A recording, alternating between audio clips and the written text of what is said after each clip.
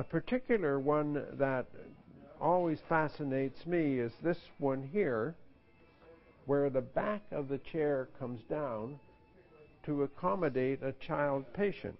And that is just one of an estimated 3,000 items that Dr. Ralph Crawford has managed to collect over the last 40 years. Being a dentist, he says collecting the pieces has been a labor of love for himself and his wife. We have always gone to antique stores and antique sales, this sort of a thing. They say we're interested in things old. And being in dentistry, we saw at antique shows dental artifacts. Oh, hey, we have to have one of these. And that continued until Dr. Crawford had collected thousands of one of these, to the point where the equipment was on display in Ottawa through the Dentistry Canada Fund. But then the building was sold and the chairs, teeth, and dozens of other pieces needed a new home. One Kingston's Museum of Healthcare was happy to supply. This is definitely the premier dental collection in the country.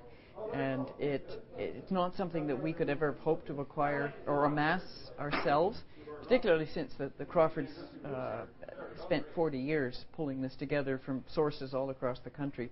Now the curator and staff have months of cataloging and identifying ahead of them, which fortunately Dr. Crawford is willing to help them with. Dr. Ralph Crawford is a dentist himself, so he understood even the technology, which was definitely ancient even when he was collecting it. He understood the concept of what it was meant to be, and as a resource for us, phenomenal.